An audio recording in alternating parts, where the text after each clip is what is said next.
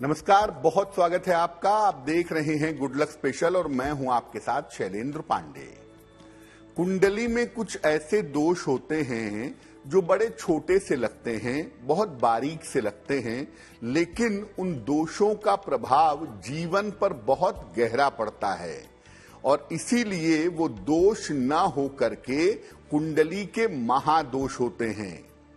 कौन से होते हैं कुंडली के महादोष, और अगर आपकी कुंडली में कोई महादोष है तो उसे दूर करने का उपाय क्या है, इस विषय पर आज बात करेंगे कि इन महादोषों का जीवन पर कैसा प्रभाव पड़ता है और इस प्रभाव को कैसे समाप्त करें। तो चलिए कार्यक्रम की शुरुआत करते हैं और सबसे पहले जानते हैं कि इस सप्ताह का मंत्र क्या है। सप्ताह का मंत्र है ओम हूं कार्य सिद्धये क्लीं हौं। ओम हूं कार्य सिद्धये क्लीं हौं।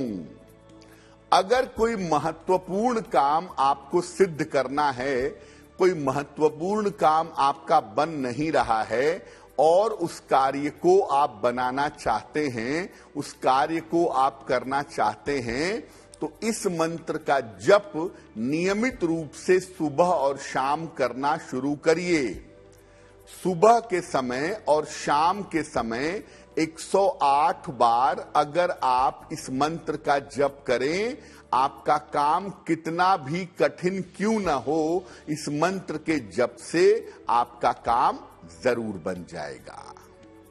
कुंडली में बड़े सारे दोष हो सकते हैं, लेकिन हम बात कर रहे हैं महादोषों के महाप्रभाव की।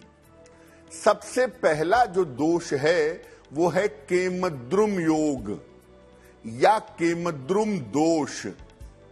देखिए, कुंडली में हम बहुत सारे दोषों को लेकर के, योगों को लेकर के चर्चा करते हैं, लेकिन चंद्रमा से बनने वाले इस छोटे से योग की, इस छोटे से दोष की अनदेखी कर देते हैं और ये बहुत ही ज्यादा विकट दोष है, बहुत ही ज्यादा नकारात्मक दोष है। केमद्रुम दोष क्या होता है? ये योग या ये दोष चंद्रमा से बनने वाला सबसे बुरा योग है या सबसे बुरा दोष है। जब चंद्रमा के दोनों तरफ कोई ग्रह ना हो तो ये दोष कुंडली में बन जाता है। यानी चंद्रमा अगर कुंडली में आइसोलेटेड है, चंद्रमा अगर कुंडली में अकेला है, तो कुंडली में केमद्रुम दोष बनेगा। और अगर चंद्रमा पर किसी ग्रह की दृष्टि ना हो तो ये दोष और भी ज्यादा नकारात्मक हो जाता है और भी ज्यादा निगेटिव हो जाता है। केमद्रुम दोष अगर कुंडली में है, केमद्रुम योग कुंडली में है और चंद्रमा पर किसी ग्रह की दृष्टि पड़ रही है, तो इसका प्रभाव कुछ हद तक कम हो जाता है। खासतौर से अगर बृहस्पति की दृष्टि है या बृहस्पति का प्रभाव है तो ये दोष काफी हद तक कम हो जाता है। लेकिन सामान्यतः आइसोलेटेड चंद्रमा को, अकेले चंद्रमा को ज्योतिष में बहुत ज्यादा नकारात्मक मानते हैं। ऐसी दशा में व्यक्ति को मानसिक रोग या मानसिक पीड़ा का सामना करना पड़ता है। चंद्रमा मन का स्वामी है, इसलिए अगर निगेटिव स्थिति में होगा तो सबसे ज्यादा बुरा प्रभाव आपके मन के ऊपर पड़ेगा। और अगर चंद्रमा आइसोलेटेड होगा, अकेला होगा, तो मानसिक बीमारियां आपको परेशान करेंगी, साइकोलॉजिकल प्रॉब्लम आपको परेशान करेंगी, मानसिक बीमारियां होने की संभावनाएं बढ़ेंगी। डिप्रेशन होगा, ओसीडी होगी, इस तरह की समस्याएं आपको परेशान कर देंगी। चंद्रमा का अकेला होना कभी कभी एपिलेप्सी जैसी प्रॉब्लम भी पैदा करता है। कभी कभी मिर्गी जैसी प्रॉब्लम, न्यूरोलॉजिकल प्रॉब्लम भी चंद्रमा से पैदा होती है। खास तौर से चंद्रमा अकेला हो और शनि के प्रभाव में हो तो जरूर होता है। और केमद्रुम दोष केवल मानसिक बाधा पैदा नहीं करता, केवल साइकोलॉजिकल इशू पैदा नहीं करता। इस दोष की वजह से, इस योग की वजह से व्यक्ति को दरिद्रता का सामना भी करना पड़ता है। यानी ये जो दोष है ये आपके मन को भी प्रभावित करेगा और आपके पैसों रुपयों की स्थिति को भी निगेटिव बना देगा। और अगर ये दोष कुंडली में है तो धन को लेकर भी बहुत सारे उतार चढ़ाव पैदा होते हैं। देखिए, अगर केमद्रुम दोष कुंडली में होगा तो मानसिक रूप से आपकी परीक्षाएं होती रहेंगी। आप मेंटली शांत नहीं होंगे, मेंटली आप चिंता करते रहेंगे, मानसिक रूप से आपको तनाव होता रहेगा और साथ ही साथ पैसों रुपयों को लेकर भी जीवन में मुश्किलों का सामना आपको करना पड़ेगा। अब अगर केमद्रुम दोष कुंडली में है तो इससे बचा कैसे जाए, इससे निकला कैसे जाए। अगर केमद्रुम दोष कुंडली में है तो सबसे पहला काम ये करिए कि रोज सवेरे अपनी माता के चरण स्पर्श करिएगा। नित्य प्रातः माता के चरण स्पर्श करने से आपको लाभ होगा। सोमवार को दूध का, चावल का या चीनी का दान करिएगा। किसी निर्धन व्यक्ति को दूध, चावल या चीनी का अगर आप दान करें तो आपके लिए बहुत अच्छा होगा।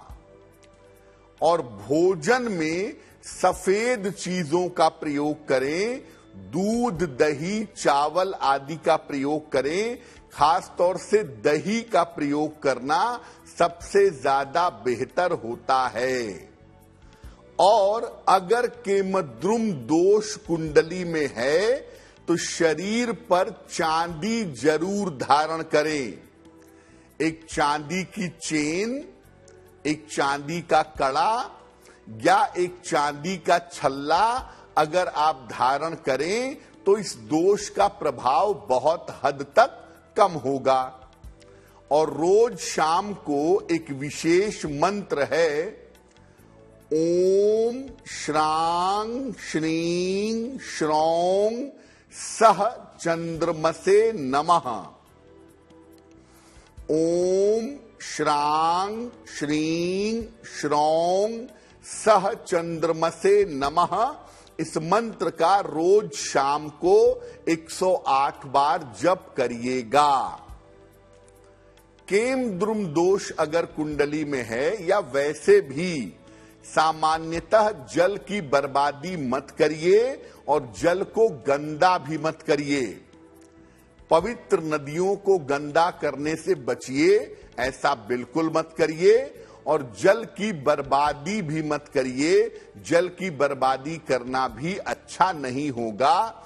एक तो केमद्रुम दोष अगर कुंडली में है तो मानसिक बीमारियां, मानसिक समस्याएं तो आपको परेशान करेंगी ही। और अगर आप जल की बर्बादी करेंगे तो मानसिक स्थिति और भी ज्यादा निगेटिव होगी और भी ज्यादा खराब होगी। तो कुंडली का जो पहला महादोष है वो केमद्रुम दोष है। अगर कुंडली में केमद्रुम दोष आपके पाया जाता है तो ये मानसिक रूप से स्थितियों को बहुत ज्यादा खराब कर देता है। आदमी को व्यर्थ की चिंता करने की आदत होती है, हर समय व्यक्ति सोचता रहता है और हर समय तनाव पैदा करता है। लेकिन घबराने की बात नहीं है। जो उपाय आपको बताए, अगर वो उपाय आप करें तो केम द्रुम दोष का प्रभाव निश्चित रूप से भंग हो जाएगा। दूसरा जो महादोष है उसे कहते हैं बंधन दोष या बंधन योग। बंधन योग का मतलब आपके जीवन में कुछ ऐसी चीज है जिसमें आप बंधे हुए हैं, जिससे आप बाहर नहीं निकल सकते, या आपकी कुंडली में जेल जाने के, जेल यात्रा के योग बनते हों, ऐसी संभावना भी बंधन दोष से या बंधन योग से बनती है। क्या होता है बंधन योग या बंधन दोष? ये जो योग है, ये जो दोष है, ये विभिन्न ग्रहों से बनता है। अलग अलग ग्रहों से जीवन में बंधन दोष या बंधन योग बनता है। इसमें मंगल और शनि की भूमिका सबसे ज्यादा खराब होती है। अगर कुंडली में बंधन दोष है तो मंगल और शनि इसमें विशेष खराब भूमिका निभाते हैं। मंगल शनि इस योग को और भी ज्यादा खराब कर देते हैं। अगर कुंडली का 6वां, 8वां या 12वां, अष्टम, 6वां या द्वादश, अगर ये भाव खराब हो तो ये योग सरलता से बन जाता है। बंधन दोष के लिए सबसे ज्यादा जिम्मेदार भाव है अष्टम।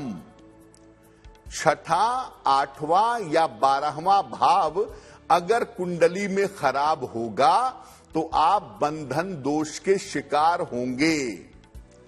इस योग के होने पर व्यक्ति एक ही स्थान पर बंध जाता है, या उसे कारावास का या उसे जेल का सामना करना पड़ता है। कभी कभी इस योग के कारण पूरा जीवन ही बंधन में बीत जाता है। अगर कुंडली में बंधन योग होता है या बंधन दोष होता है तो आप या तो किसी एक निश्चित सीमा में बंधे रहेंगे, या इस योग के होने की वजह से आपको जीवन में जेल का, कारावास का सामना करना पड़ेगा, और उस बंधन से मुक्त होना आपके लिए बहुत कठिन होगा। तो अगर कुंडली में बंधन दोष है और वो शनि और मंगल की वजह से बना हुआ है, तो ये बंधन दोष ज्यादा निगेटिव है, ज्यादा गड़बड़ है, इसका जीवन में ज्यादा नकारात्मक प्रभाव दिखाई देगा। तो अगर आपकी कुंडली में बंधन दोष है, कारावास में जाने की स्थितियां हैं, या आपके बंधन में फंसने की स्थितियां हैं, तो क्या उपाय करेंगे? बंधन दोष में या बंधन योग में हनुमान जी की उपासना विशेष लाभकारी होती है। अगर कुंडली में बंधन दोष है या बंधन योग है तो हनुमान जी की जितनी पूजा करेंगे आप बंधन से मुक्त होंगे। ऐसी दशा में अगर कुंडली में बंधन दोष है या बंधन योग है तो मंगलवार का उपवास रखना चाहिए, और मंगलवार को ही हनुमान जी का पूर्ण श्रृंगार करवाना चाहिए। हनुमान जी का पूर्ण श्रृंगार करवाएं और मंगलवार का उपवास रखें। और अगर बंधन दोष कुंडली में है तो रोज सवेरे ओम हं हनुमते रुद्रात्मकाय हूम फट, ओम हं हनुमते रुद्रात्मकाय हूम फट, इस मंत्र का जप करना चाहिए। ये मंत्र किसी भी बंधन को भंग कर देता है। इसलिए अगर आप ये मंत्र नियमित रूप से पढ़ें तो आपका बंधन नष्ट होगा। और जहां तक हो सके नीची पलंग पर, लो फ्लोर की पलंग पर या जमीन पर सोना चाहिए। ऐसा करने से मंगल की जो निगेटिविटी है, जिस वजह से आप कारावास के या बंधन के शिकार हो सकते हैं, उससे आपकी सुरक्षा अवश्य होगी। अब जानते हैं तीसरे महादोष के बारे में। तीसरा महादोष है ग्रहण दोष या ग्रहण योग। देखिए, ग्रहण ज्योतिष में केवल दो ही ग्रहों को लगता है, सूर्य को और चंद्रमा को। तो ये दोष जो है ये केवल दो ही ग्रहों से बन सकता है, या तो सूर्य का ग्रहण दोष बनेगा या तो चंद्रमा का ग्रहण दोष बनेगा। कैसे बनता है? सूर्य के साथ अगर राहु हो या चंद्रमा के साथ अगर राहु हो तो ग्रहण दोष बन जाता है। हालांकि सूर्य के साथ केतु हो, चंद्रमा के साथ केतु हो, तो भी सूर्य या चंद्रमा राहु केतु के एक्सिस में आ जाते हैं और इससे भी ग्रहण दोष जैसी संभावना बन जाती है। तो सूर्य और चंद्रमा का संबंध अगर राहु के साथ बनता हो तो कुंडली में ग्रहण योग या ग्रहण दोष बन जाता है। ग्रहण का मतलब होता है कि जो शुभता, जो फायदा आपको जीवन में मिलने वाला है वो किसी कारण से आपको ना मिले। कोई भी ग्रहण दोष अगर कुंडली में है तो जीवन में सब कुछ रुक जाता है, सब कुछ बीच में स्टॉप हो जाता है। सूर्य का ग्रहण दोष सरकारी समस्याएं देता है। सरकार की तरफ से, गवर्नमेंट की तरफ से, शासन की तरफ से समस्याएं होती हैं और अपयश पैदा होता है। सूर्य का ग्रहण दोष सरकारी समस्याएं और अपयश जीवन में देता है। वहीं चंद्रमा का जो ग्रहण दोष है ये मानसिक और सामाजिक रूप से पागलपन तक पहुंचा देता है। यानी अगर सूर्य का ग्रहण दोष होगा तो आप अपयश के शिकार हो सकते हैं, आपको सरकारी मामलों में दिक्कत हो सकती है, आपको आंखों की समस्या हो सकती है और बहुत प्रयास करने पर भी हो सकता है आपको नाम और यश ना मिले। और चंद्रमा का अगर ग्रहण दोष होगा तो सबसे पहले ये मानसिक रूप से परेशान करेगा, मेंटल डिप्रेशन देगा, सुसाइडल थॉट्स देगा और जीवन में पागलपन जैसी स्थिति पैदा होगी अगर चंद्रमा का ग्रहण योग ज्यादा पावरफुल है तो। अब अगर कुंडली में सूर्य का ग्रहण दोष है तो इससे बचने के लिए क्या उपाय करें? पहली बात, अपने पिता का बहुत सम्मान करें। ज्योतिष में पिता का मतलब सूर्य होता है, इसीलिए अपने पिता का बहुत सम्मान करें। रोज सवेरे सूर्य भगवान को जल अर्पित करें। रोज सवेरे खाली पेट गुड़ जरूर खाएं। बासी खाना खाने से, नशे की चीजें खाने से और जूठा खाना खाने से बचिए। बासी भोजन मत करिए, नशा मत करिए और जूठा खाना खाने से आपको बचना चाहिए। रविवार के दिन नमक, अदरक और सरसों के तेल का सेवन मत करिए। सप्ताह में एक दिन नमक, अदरक और सरसों के तेल का सेवन ना करें। अगर ये उपाय आप करते हैं तो आपकी कुंडली का सूर्य प्रबल होगा। और अगर कुंडली का सूर्य प्रबल होगा तो सूर्य के ग्रहण दोष से आपको छुटकारा जल्दी मिलेगा। अब जानते हैं चंद्रमा के ग्रहण दोष के बारे में। देखिए, अगर कुंडली में चंद्रमा का ग्रहण दोष है तो चंद्रमा का मतलब माता होती हैं। इसीलिए अपनी माता के साथ अपने संबंध ठीक रखिए। सोमवार को भगवान शिव जी के मंदिर जाइए, उनका दर्शन और उनका पूजन करिएगा। सोमवार को शिव जी के मंदिर में जाकर के उनका दर्शन पूजन करें। दूध का सेवन नियमित रूप से करें। मसालेदार चीजों से और फास्ट फूड से बचाव करें। रोज रात को सोने के पहले एक बार रुद्राष्टक का पाठ करें। रोज रात को सोने के पहले एक बार अगर आप रुद्राष्टक का पाठ करेंगे तो आपके लिए बहुत अच्छा होगा।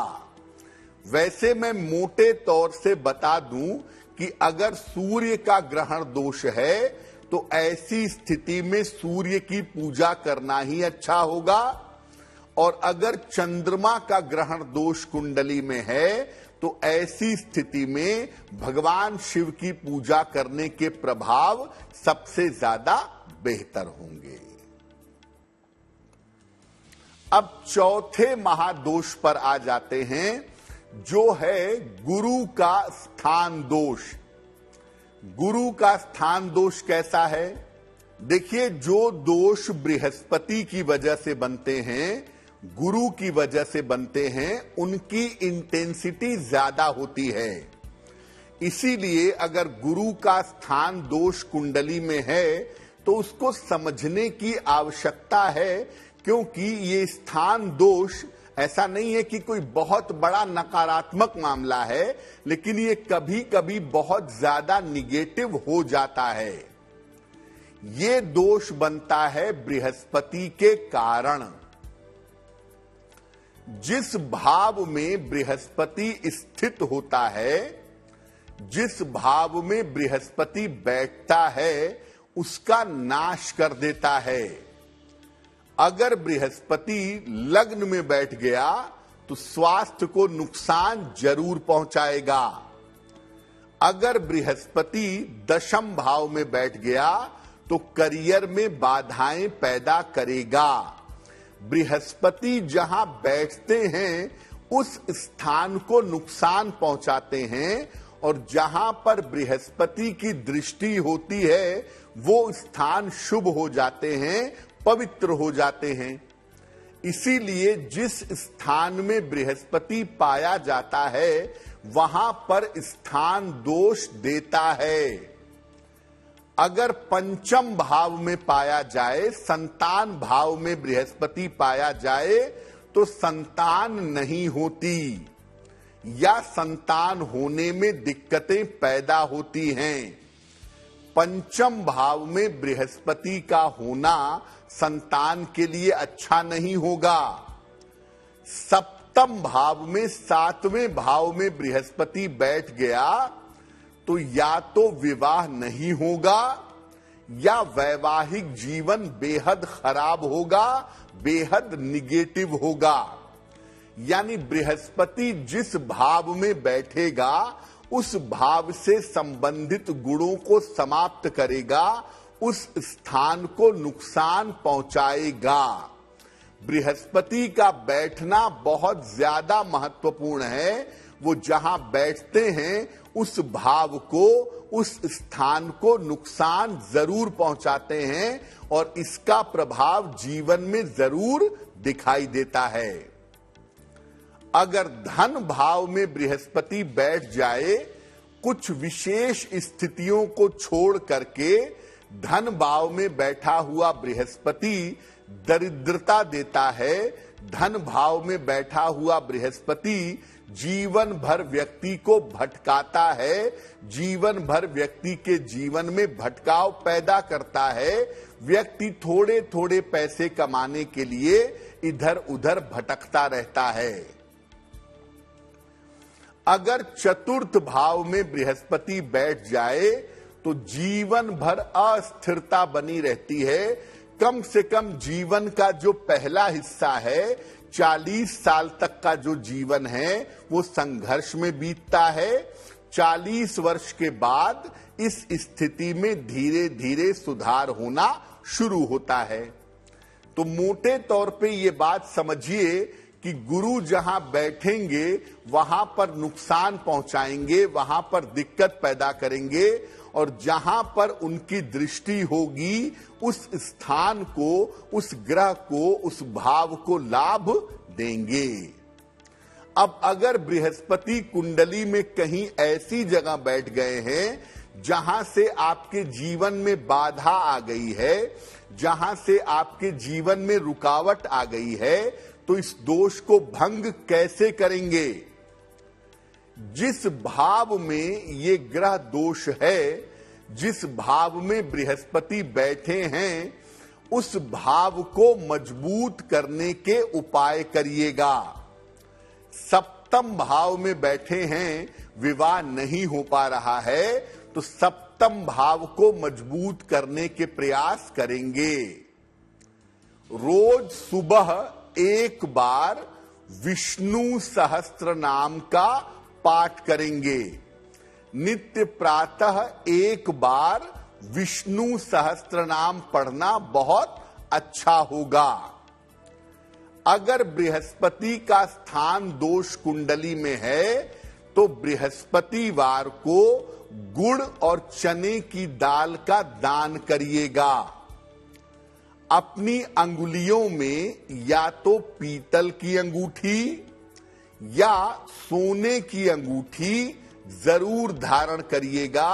अपनी अंगुली में सोना या पीतल पहनना आपके लिए बेहतर होगा। और अगर कुंडली में बृहस्पति स्थान दोष है या बृहस्पति से संबंधित कोई भी दोष है तो मांस और मदिरा से परहेज करिएगा। क्योंकि अगर बृहस्पति का कोई दोष कुंडली में है और आप मांस मदिरा में लिप्त होते हैं तो इसके परिणाम आपके लिए गंभीर होंगे। ये दोष और भी ज्यादा निगेटिव होगा। अब जानते हैं अगले महादोष के बारे में, जो है शनि दृष्टि दोष। क्या होता है? देखिए, जैसे आपको पहले बताया कि बृहस्पति जहां बैठते हैं उस स्थान को नुकसान पहुंचाते हैं और जहां पर उनकी दृष्टि होती है उस स्थान को मजबूत करते हैं, फायदा देते हैं। शनि का मामला इससे बिल्कुल उल्टे है। शनि जहां बैठेंगे उस स्थान को ताकतवर करेंगे, उस स्थान को फायदा पहुंचाएंगे, और जहां पर शनि की दृष्टि होगी उस स्थान पर नुकसान होगा या उस स्थान पर, उस भाव में दिक्कतें होनी शुरू हो जाएंगी। तो ये जो शनि का दृष्टि दोष है, ये शनि की दृष्टि से पैदा होता है। ये दोष शनि के कारण निर्मित होता है, शनि के कारण बनता है। शनि की दृष्टि जिस भाव पर या जिस ग्रह पर पड़ती है उसका नाश कर देती है। शनि की दृष्टि जिस भाव पर पड़ेगी वो भाव खराब होगा, जिस ग्रह पर पड़ेगी उस ग्रह की शुभता भी नष्ट होगी। जिस ग्रह को शनि देख लेता है उस ग्रह का शुभ प्रभाव सामान्यतः समाप्त हो जाता है। शनि अगर किसी पाप ग्रह को देख ले तो उसका पाप प्रभाव और भी ज्यादा बढ़ जाता है। उसका पाप प्रभाव जीवन में समस्याएं बढ़ा देता है, क्योंकि ग्रह की जो शुभता है वो शनि की दृष्टि से भंग हो जाती है। और शनि की दृष्टि सबसे ज्यादा नुकसान करती है, सबसे ज्यादा परेशान करती है अगर ये दृष्टि चंद्रमा के ऊपर हो, क्योंकि चंद्रमा के ऊपर अगर शनि की दृष्टि होगी तो इसका प्रभाव ज्योतिष में सबसे ज्यादा बुरा माना गया है, सबसे ज्यादा निगेटिव माना गया है। अगर किसी ग्रह पर शनि की दृष्टि होगी तो वो ग्रह शुभ नहीं रहेगा और वो ग्रह जीवन में समस्या देने लगेगा। सूर्य पर अगर शनि की दृष्टि होगी तो आप जीवन में अपयश के शिकार होंगे, आपको जीवन में बदनामी मिल सकती है, आपको न्यूरोलॉजिकल स्नायु तंत्र की समस्या हो सकती है और आंखों की समस्या से आपकी परेशानी बढ़ सकती है। अगर चंद्रमा पर शनि की दृष्टि हो तो ये गंभीर मानसिक रोग पैदा करता है। व्यक्ति के मन में बेवजह के विचार, बेवजह की चिंताएं, बेवजह का भय और बेवजह का ऑब्सेशन पैदा होता है। चंद्रमा पर दृष्टि होगी तो मानसिक रोग होंगे। मंगल पर अगर शनि की दृष्टि होगी तो जीवन में हो सकता है आकस्मिक रूप से आप ऊंचाइयां पा जाएं। मंगल पर शनि की दृष्टि हो तो आकस्मिक ऊंचाइयां तो मिल सकती हैं, लेकिन साथ ही साथ दुर्घटना होने की संभावना भी बन जाती है। मंगल पर शनि की दृष्टि जीवन में दुर्घटनाएं पैदा करती है, ये संभावना बनती है। बुध पर अगर शनि की दृष्टि हो तो व्यक्ति कंफ्यूजन का, भ्रम का शिकार होता है और भ्रम का शिकार होकर के गलत निर्णय अपने जीवन में लेता है और उस निर्णय में फंस जाता है। बृहस्पति पर अगर शनि की दृष्टि हो तो कभी कभी व्यक्ति को लॉ के फील्ड में, कानून के क्षेत्र में फायदा तो होता है, लेकिन ऐसी स्थिति में व्यक्ति को बड़े और गंभीर रोग होने की संभावना बन जाती है। कैंसर जैसे रोग या लंबे समय तक चलने वाली बीमारियां व्यक्ति को परेशान करती हैं अगर बृहस्पति पर शनि की दृष्टि है तो। अगर शुक्र पर शनि की दृष्टि है तो चरित्र दोष पैदा होता है, व्यक्ति का चरित्र कमजोर होता है, ऐसा देखा गया है। तो शनि की दृष्टि जहां पड़ेगी, जिस भाव पर पड़ेगी, जिस ग्रह पर पड़ेगी, उसको बुरी तरह से नुकसान पहुंचाएगी। और तमाम ग्रहों में सबसे ज्यादा शनि की दृष्टि नुकसान पहुंचाती है चंद्रमा पर होने के साथ। अगर चंद्रमा पर शनि की दृष्टि है तो इसके प्रभाव सबसे ज्यादा निगेटिव, सबसे ज्यादा नकारात्मक माने जाते हैं। अब अगर शनि की दृष्टि से आपको दिक्कत हो रही है तो इससे बचने के उपाय क्या हैं? आजकल शनि की मूर्तियां जगह जगह स्थापित की जा रही हैं। शनि की किसी ऐसी मूर्ति के या प्रतिमा के दर्शन मत करिएगा जिसकी आंखें हों। शनि की जो शिला है अगर आप उसकी पूजा करें तो वो आपके लिए अच्छा है, लेकिन शनि की किसी ऐसी मूर्ति के दर्शन मत करिएगा जिसमें शनि की आंखें हों, अन्यथा नुकसान होगा। अगर शनि की दृष्टि से परेशान हैं तो शनिवार को हनुमान जी के मंदिर जाएं और हनुमान जी के सामने खड़े होकर हनुमान चालीसा का पाठ करें। शनि की दृष्टि जितनी विनाशकारी है, हनुमान जी की दृष्टि उतनी ही कल्याणकारी है। तो हनुमान जी की जो दृष्टि है ये आपके जीवन को बहुत अच्छा बना देगी, शनि की दृष्टि का प्रभाव समाप्त कर देगी। दूसरा, अगर शनि की दृष्टि ज्यादा नकारात्मक है तो शनिवार को पशु पक्षियों को चारा डालें और दाना डालें। ऐसा करना आपके लिए बहुत अच्छा होगा। और अगर शनि की दृष्टि आपके स्वास्थ्य पर बुरा असर डाल रही है, शनि की दृष्टि की वजह से आपकी सेहत बिगड़ी हुई है या आप मानसिक रोग का शिकार हो रहे हैं, तो शनिवार की शाम को छाया दान करिएगा। एक कटोरी में सरसों का तेल लीजिए, उसमें अपना चेहरा देखिए और बाद में इस तेल को किसी निर्धन व्यक्ति को दान कर दीजिएगा। निश्चित रूप से इस छाया दान के प्रभाव से आपकी समस्या दूर होगी। बरगद की एक जड़ ले आएं और बरगद की एक जड़ ले आकर के इसको काले धागे में बांध करके अपने गले में धारण करें। अगर आप ऐसा करते हैं तो इससे शनि का जो दृष्टि दोष है, जो आपको परेशान कर रहा है, शनि के दृष्टि दोष से आप बचे रहेंगे। देखिए, कुंडली में कितना भी बड़ा महादोष क्यों ना हो, कितना भी निगेटिव कॉम्बिनेशन क्यों ना हो, आप हमेशा इस बात को याद रखिए कि अगर आप भगवान शिव की पूजा करें या भगवान कृष्ण की पूजा करें, क्योंकि ईश्वर के ये दो स्वरूप ऐसे स्वरूप हैं जो अपने भक्तों के लिए सर्वाधिक प्रयत्नशील रहते हैं और जिनके साथ भक्तों का कनेक्शन सबसे ज्यादा गहरा है। तो अगर आप भगवान शिव के भक्त हैं या आप भगवान कृष्ण के भक्त हैं तो कुंडली के बहुत सारे महादोष वैसे भी नष्ट हो जाते हैं, वैसे भी काम नहीं करते हैं।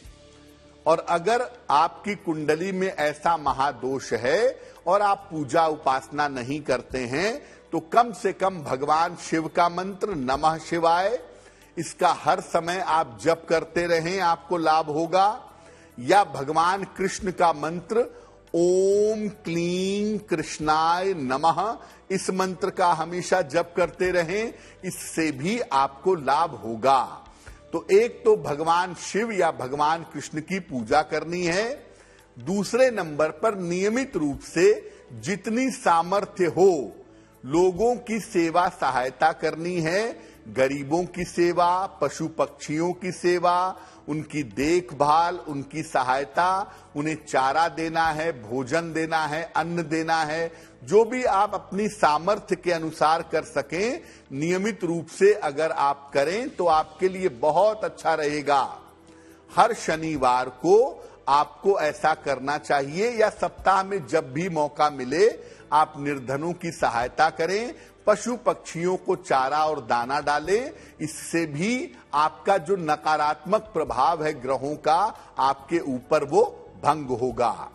और तीसरी और सबसे महत्वपूर्ण बात है कि अपने माता पिता का सम्मान करें, अपने माता पिता के साथ जुड़ करके रहें और अपने माता पिता का आशीर्वाद नियमित रूप से लेते रहें। अगर आप ऐसा नियमित रूप से करते हैं तो निश्चित रूप से मान करके चलिए कि कुंडली में कितना भी बड़ा महादोष क्यों ना हो, उसका बहुत ज्यादा नकारात्मक प्रभाव आपके ऊपर नहीं पड़ेगा। तो आपका आने वाला सप्ताह शुभ हो, मंगलमय हो, इसी कामना के साथ मुझे दीजिए इजाजत। देश और दुनिया की तमाम खबरों के लिए देखते रहिए गुड न्यूज टुडे। नमस्कार।